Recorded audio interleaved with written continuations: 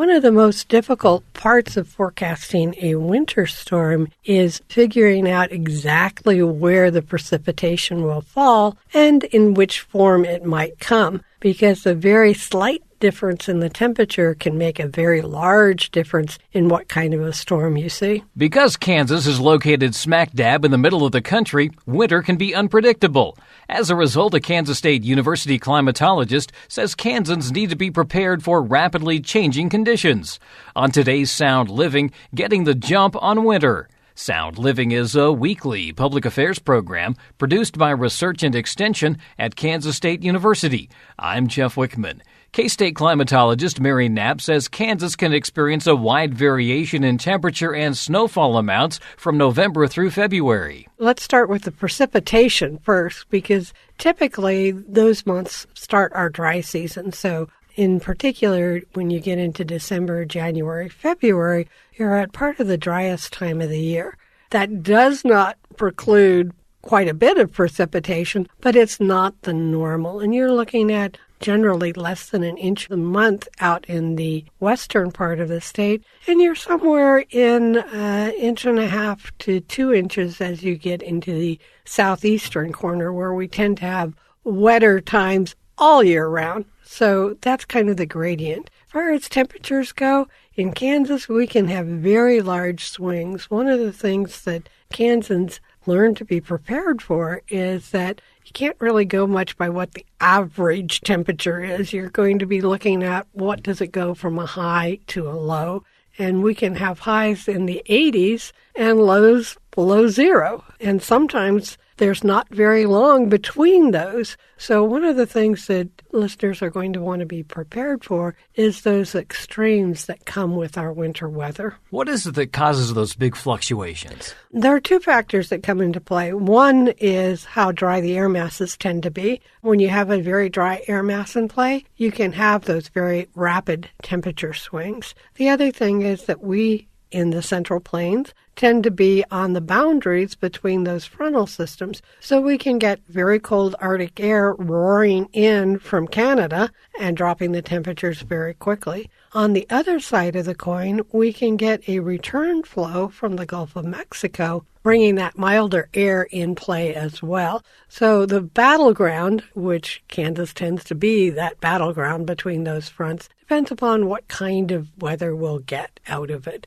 If we're looking for winter storm events, when you have it coming out of the northwest, it tends to be drier and colder air with that. So you don't usually get as much snow, but you can get very, very cold temperatures. When you have it coming out of the Four Corners region, it tends to bring more of that Gulf moisture into play. The temperatures are not quite as extreme, but you can have larger snow events. And those are often along the southern parts of the state. So you can have clear, dry skies on the north side of Kansas and be in a blizzard on the southern part as part of the same storm system. And when it first snows in Kansas can vary widely as well. Right. We've had snow as early as September, and we've had years where there have been very little snow in the entire winter. So it can go from 100+ inches to nothing, depending upon what particular season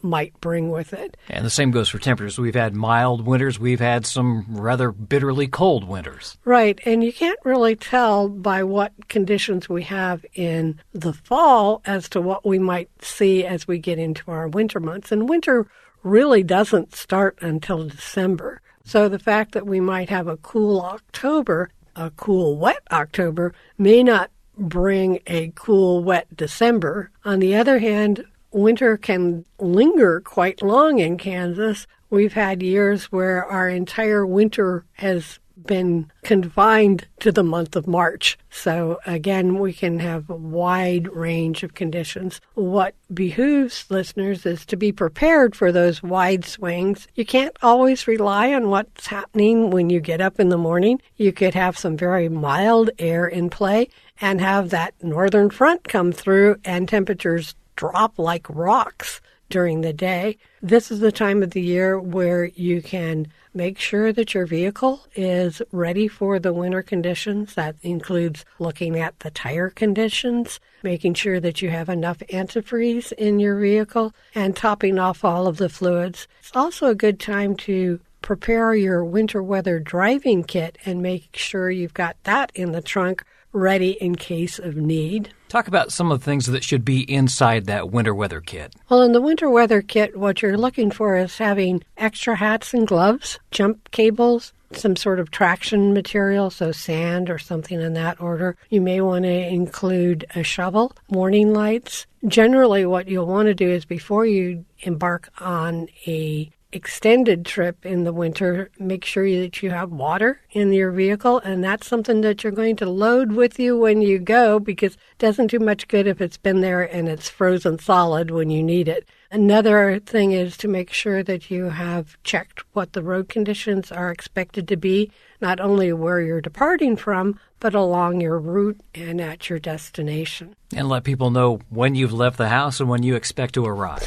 Yes, not only when you left and when you expect to arrive, but what route you might be taking, because there are quite often a number of different ways you can get to your destination, and you want to alert people as to the path that you're expecting to take. The other thing is to make sure your phone is topped off as far as power, or that you have charging capacity in your vehicle. We get very accustomed to having that phone at our disposal, and you want to make sure that that is fully charged. The other thing that you want to be alert to is that sometimes you're getting into areas that may not have a phone signal. So again, having people alerted to your route and your destination makes it easier if something happens to track down where you might have run into that difficulty. And if you have difficulty, you're encouraged to stay with your vehicle. Definitely. It's much easier to spot the vehicle and be able to get assistance rather than getting out in the weather. And also, if you leave your vehicle, you also run the risk of being injured by a passing vehicle that may not be able to spot you in the weather. And it's easy to get disoriented, especially if you happen to be in a whiteout. If you're in a whiteout condition, yes, you can lose your way very, very quickly, even if it's an area that you're familiar with. Again, it's just much easier to stay in that vehicle. Make sure that as part of your weather kit, you've got some alternate heating devices. So you might have a blanket, you might have some warmers like hand warmers or foot warmers. You might have a can with a candle in it. You want to make sure that if you run your engine that you turn it off periodically. Make sure that you've got enough air exchange so that you don't run into any kind of carbon monoxide issues. In addition to being ready to hit the road, you also want to make sure that when you're home, things are comfortable and protected. Right. And this is the time of the year in the fall where you want to take care of some of those maintenance issues that might be necessary. And that will be checking to make sure that your weather stripping is good on your windows and doors so you minimize the heat exchange. Have an inspection of your heater to make sure that it is ready for the season. You don't want to end up with a problem of a bird's nest blocking the flue and creating the problems with carbon monoxide or other gases in there. So again, check out your heater just as you would your air conditioner in the springtime and make sure it's ready for the season. The main thing is trying to keep that cold air out, and like you mentioned, the caulking, the weather stripping, all of that plays a really key part. Right, and it can be very easy to make sure that you've got that done. There are weather kits that are available at the various hardware stores, and that can make a really big difference in your heating bill as you go into those winter conditions. What about in terms of just trying to get rid of snow and ice from your walkways and your driveways? That's where it gets to be very tricky. There are a lot of things out there. There are a number of recommendations that we've covered in the past, but in Kansas, one of the best ways may be simply letting Mother Nature take its course. We typically don't have snow persist very long, so by letting the sunlight take care of it, shoveling as much snow as possible and letting the sun take care of the rest of it,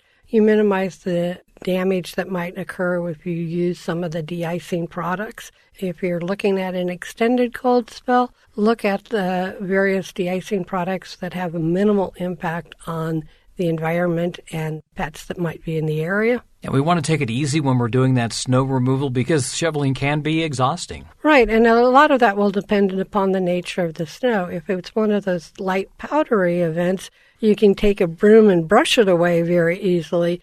If it's formed under milder temperatures, it tends to have more water content, and then it can be very, very difficult. So pace yourself. If you haven't been doing exercise in a while, don't try and clean the entire 3-car parking lot in a very short time. Again, take your time, take breaks, make sure you don't get too cold and that you don't exhaust yourself in trying to do that clearing. One of the things we don't really have a lot of control over is when we have an ice situation, and that's really most often when we see the power go out. Right, and there are some things that you can do to minimize that kind of damage.